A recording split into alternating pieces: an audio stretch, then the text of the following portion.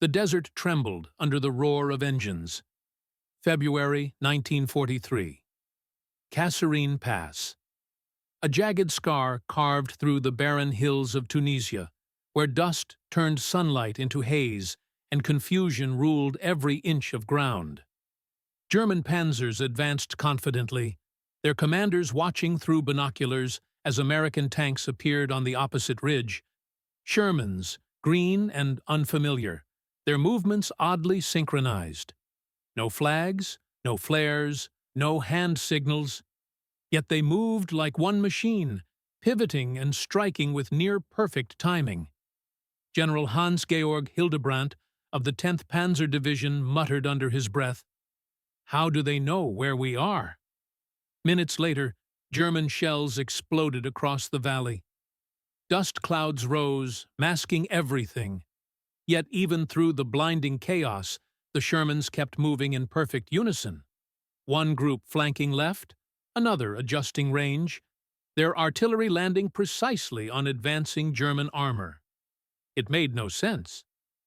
The Germans were veterans, trained in the tactics of blitzkrieg, masters of coordination through precision command. But these Americans, new to North Africa, seemed to be communicating through the storm. It was as if they could see through the desert itself. When the battle ended, the German forward line was in disarray. Panzer crews reported they had been hit before spotting their targets. Recon units insisted the Americans had eyes everywhere. What none of them knew was that the real weapon was invisible, transmitted through the air, not armor, not firepower, but radio waves. The secret sat inside every Sherman tank, a compact metal box with glowing dials labeled SCR 508. It hummed quietly beneath the static, its frequency locked and stable, no matter how the tank bounced over rocks or roared through gunfire.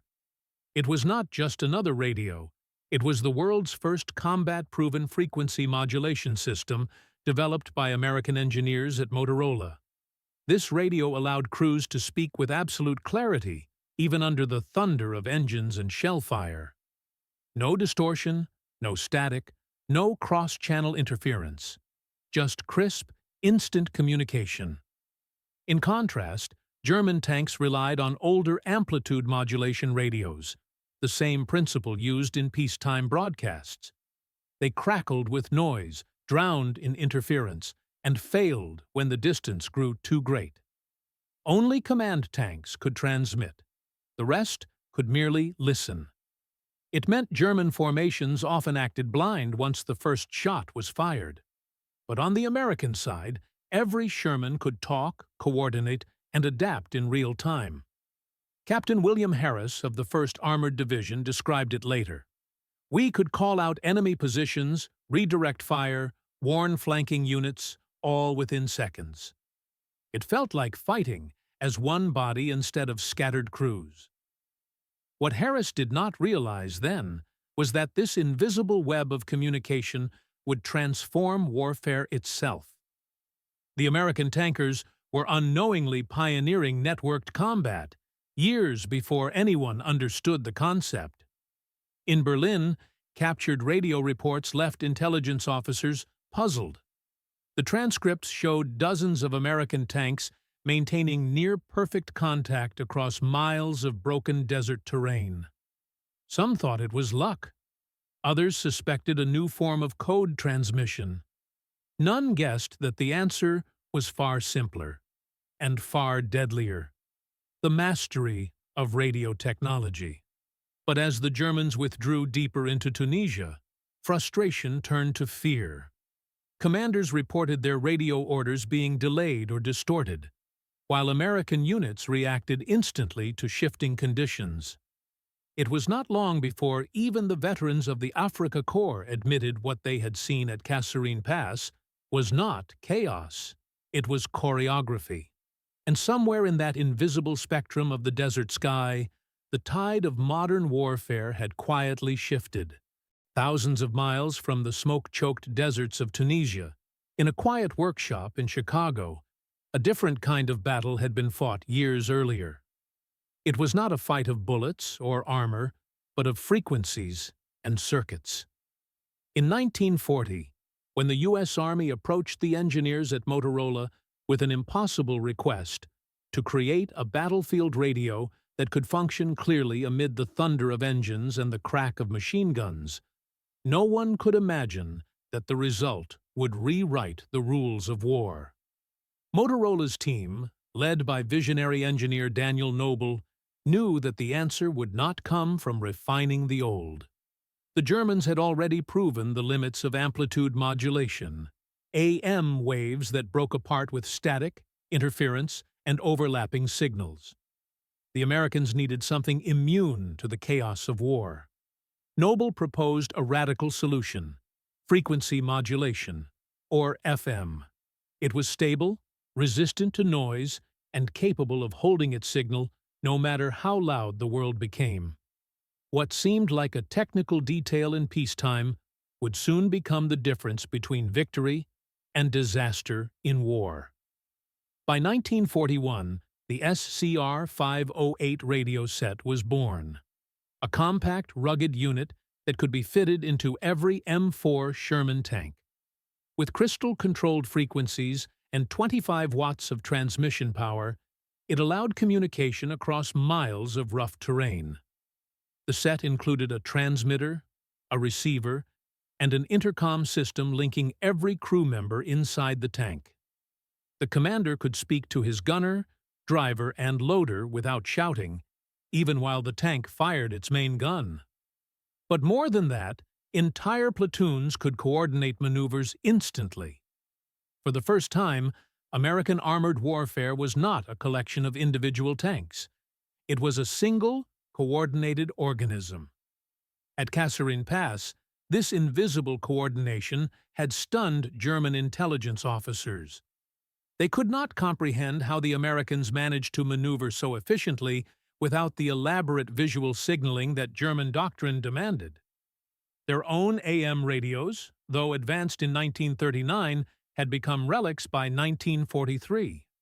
Only command tanks had transmitters, leaving ordinary crews isolated in the field. In contrast, every Sherman, from the lead tank to the last in line, could both send and receive. The battlefield had become a living network.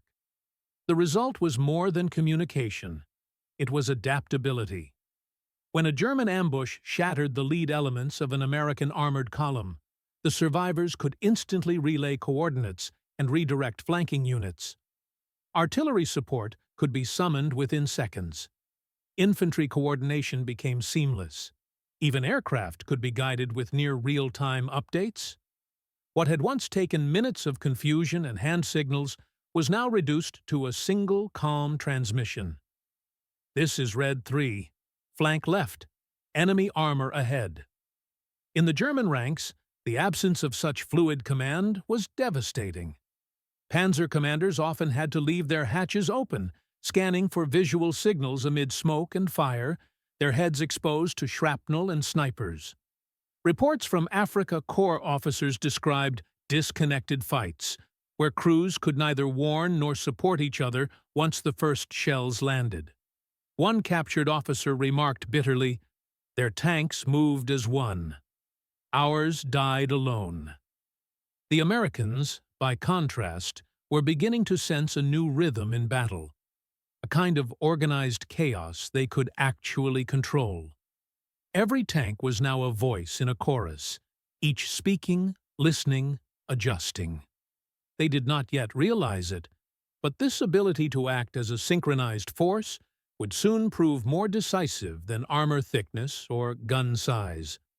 The Sherman, often mocked for its light armor and less powerful gun, had discovered its true weapon: connection.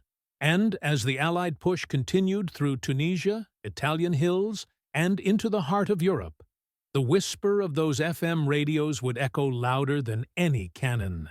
But behind the success, a deeper transformation was already underway. The same engineers who had given the Sherman its invisible voice were now testing a broader system, an entire communication web linking tanks, infantry, and air support. It was the dawn of something the world had never seen before: networked warfare. July 1943. The night sky over Sicily pulsed with light as Allied invasion forces moved ashore under the cover of naval bombardment. Operation Husky, the first major step toward Europe, had begun. The beaches were chaos, shells rained, landing craft burned, and armored columns struggled through mud and shattered roads. Amid the confusion, American Sherman tanks rolled forward, their engines straining, their radios alive with constant chatter. Inside each steel hull, a calm voice cut through the noise. "Blue 2, this is Blue 1. Adjust heading 15 degrees north. Enemy armor ahead of ridge." The words carried not just instruction, but life. Crews who might once have acted blindly now moved with purpose, aware of friendly positions, enemy ambushes, and shifting terrain.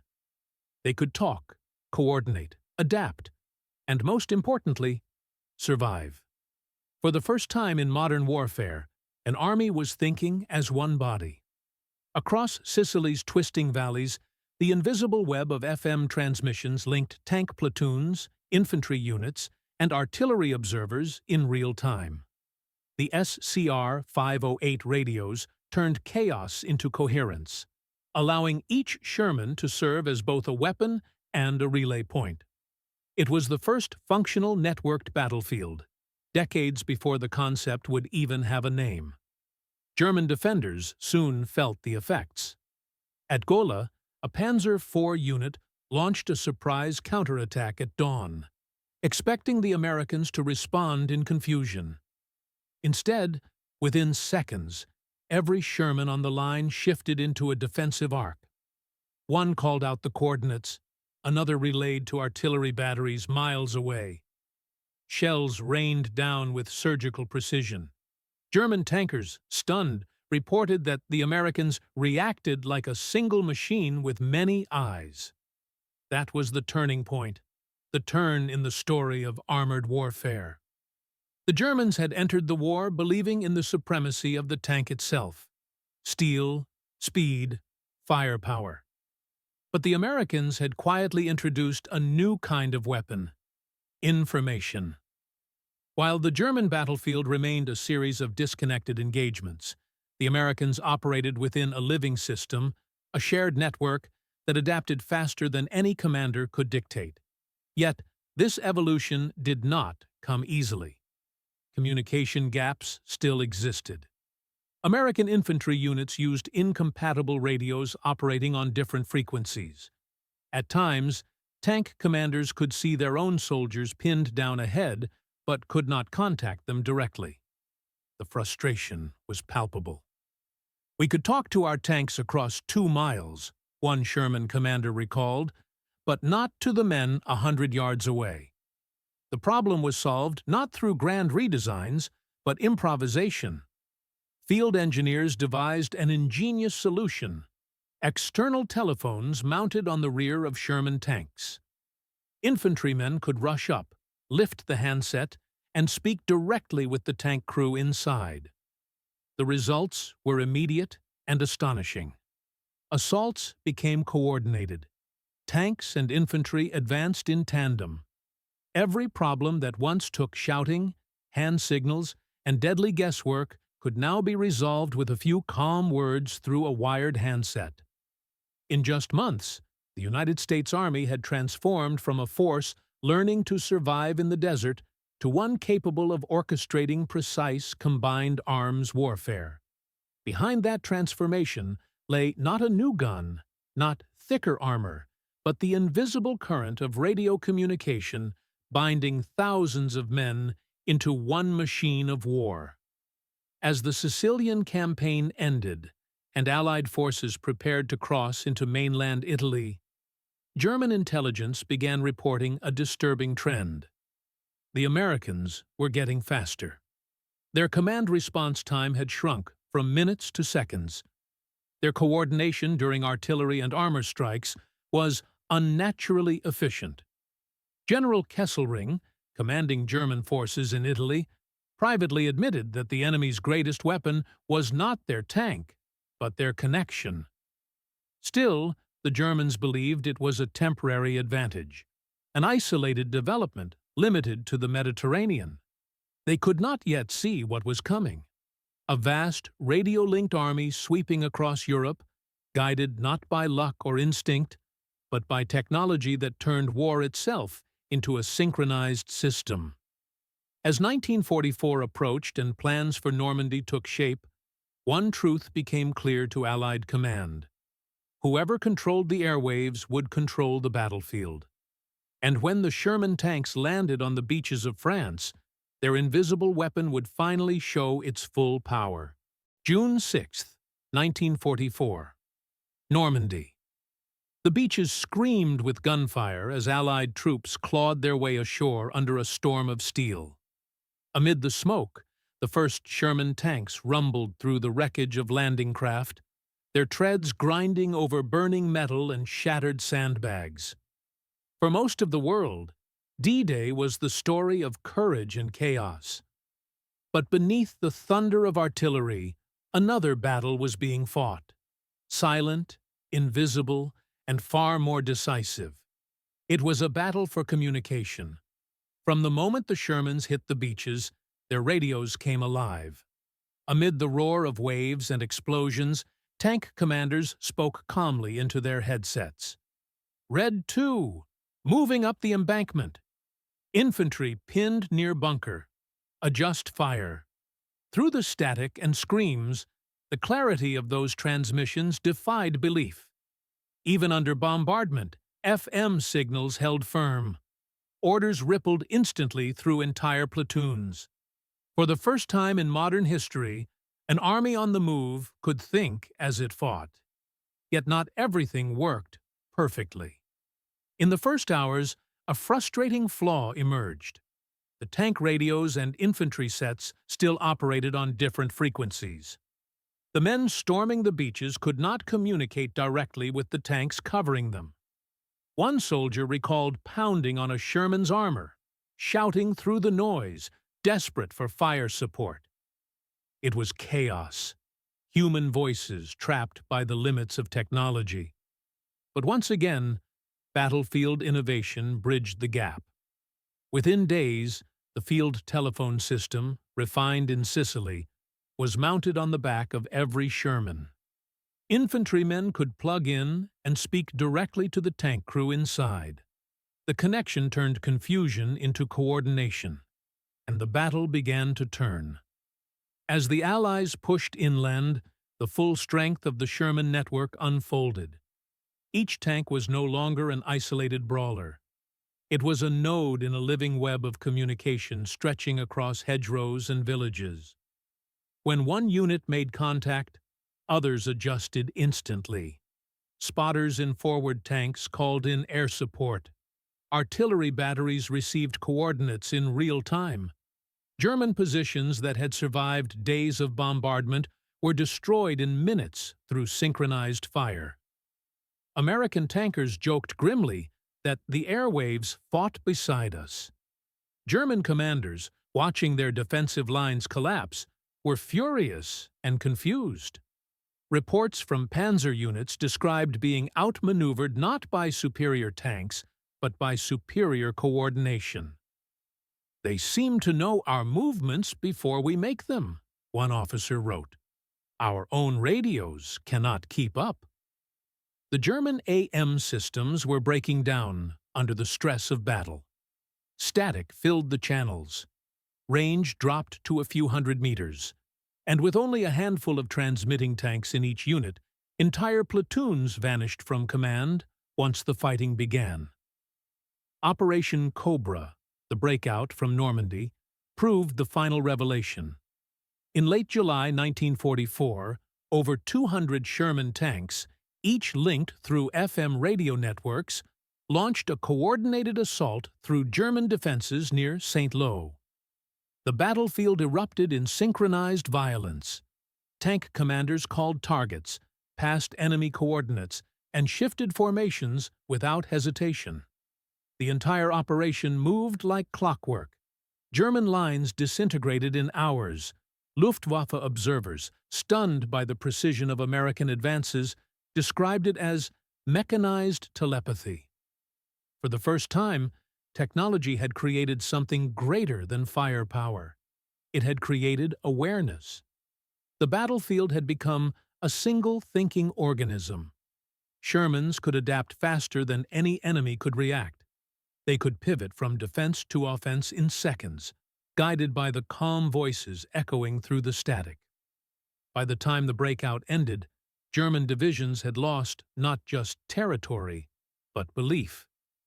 Panzer commanders realized their armor, heavier, stronger, deadlier, was useless without connection. The Americans had proven that victory did not belong to the loudest gun or thickest armor, but to those who could speak, listen, and move together. Yet, what few realized then was that this invisible system, the living radio network of the Sherman, was only the beginning. Engineers and officers alike were already asking a new question. If tanks could talk to each other, what if everything on the battlefield could?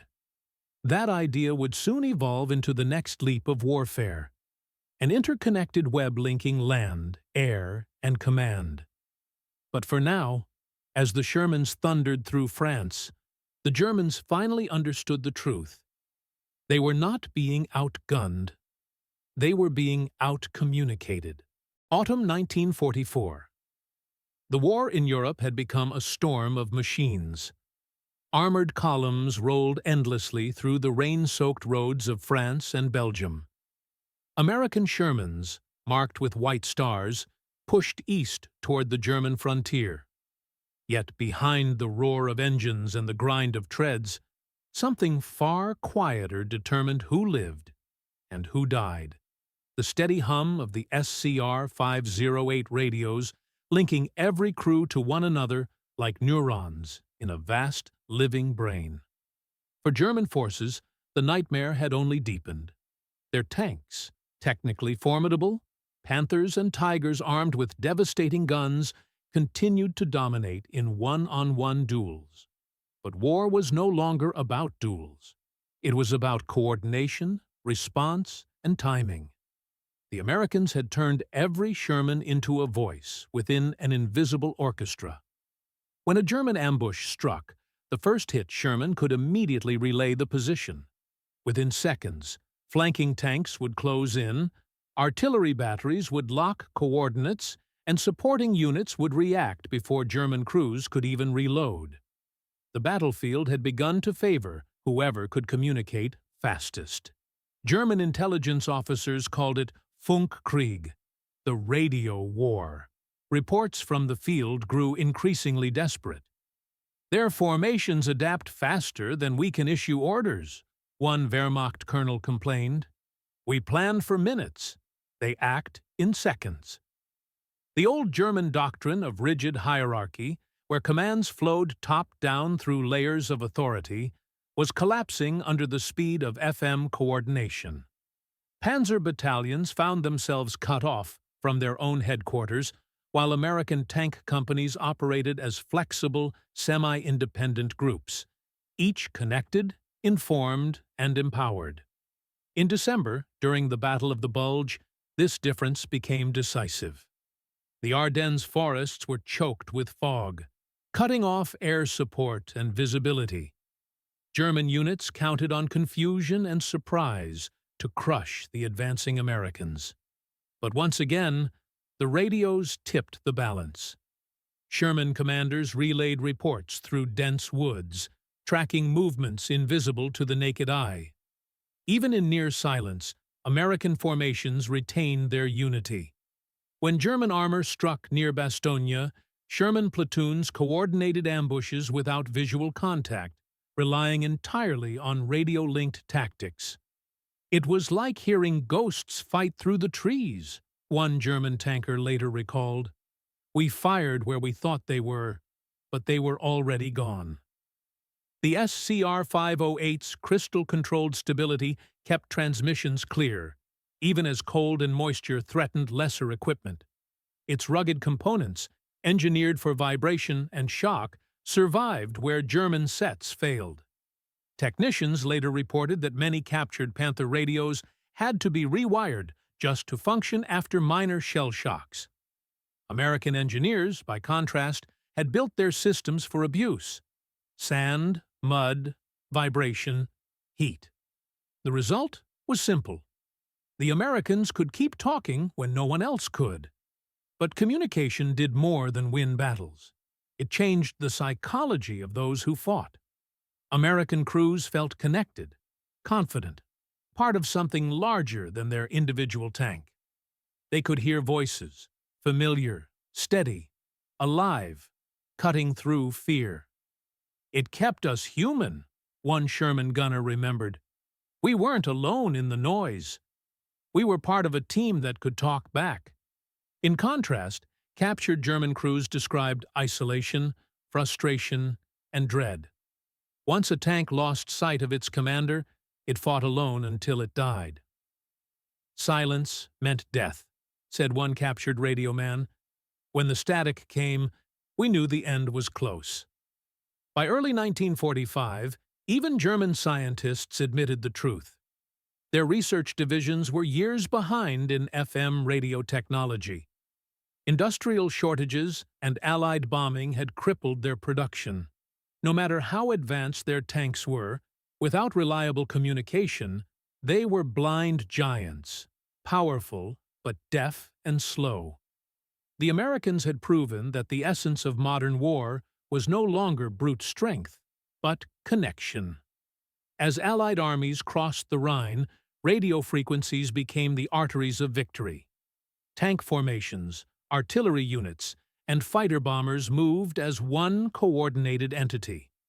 Orders that once took hours to relay now moved through the ether in seconds. Generals commanded not by shouting across maps, but by networks pulsing with constant data. And when German forces finally crumbled, few realized that their defeat had already been sealed long before the first Sherman reached Berlin. It was sealed in the moment they lost control of the airwaves. The war of machines was ending. The war of information had begun. Spring, 1945. The cities of Germany burned under gray skies. The once feared Wehrmacht had become a broken force, retreating in fragments while American, British, and Soviet armies pressed from all sides. Amid the ruins, Sherman tanks rolled forward, not as scattered machines, but as a synchronized tide. Their engines hummed in rhythm, their turrets turned as one, and their voices filled the airwaves with calm precision. The war was no longer chaos. It was choreography, written in static and code, carried by invisible waves that defined the future of combat. When Berlin fell, many credited numbers, factories, soldiers, aircraft. But behind those visible forces lay the invisible revolution of communication. The SCR-508, that unassuming black box bolted inside the Sherman's steel walls, had done more than transmit words. It had transmitted awareness. It allowed men to share sight, thought, and intent faster than any army before them. For the first time, technology made unity instantaneous. In the closing weeks of the war, captured German officers studied the American systems in disbelief. They disassembled the radios, examined the crystals, and stared at the precision of their circuits. "It is not merely a machine," one engineer said. "It is a nerve cell." They realized that while Germany had built superior tanks, the Allies had built superior networks. War had evolved from mechanical dominance to informational dominance, and the Germans were witnessing the dawn of a new era too late. American commanders recognized this transformation immediately. Reports from armored divisions described battles where coordination alone had decided victory. One after-action summary from the 4th Armored Division read, "Enemy positions neutralized through real-time communication between tank companies, artillery, and air units." Engagement completed within 17 minutes. It was a small note in a mountain of paperwork, yet it foreshadowed the future of every conflict to come. Wars would no longer be won by who had the biggest guns, but by who controlled the flow of information. After the surrender, many Sherman crews left their tanks behind in muddy fields. Some were melted down, others sent to scrap, their radios removed and repurposed for civilian use. Yet for the men who had relied on them, the memory of those transmissions never faded. Veterans spoke of the soft crackle before a comrade's voice, the sound that meant they were not alone. In the thunder of shells, that quiet connection was life itself. It was the heartbeat of the crew, one gunner said decades later. When the radio died, we felt like ghosts in our own tank. Historians would later call it the unseen weapon.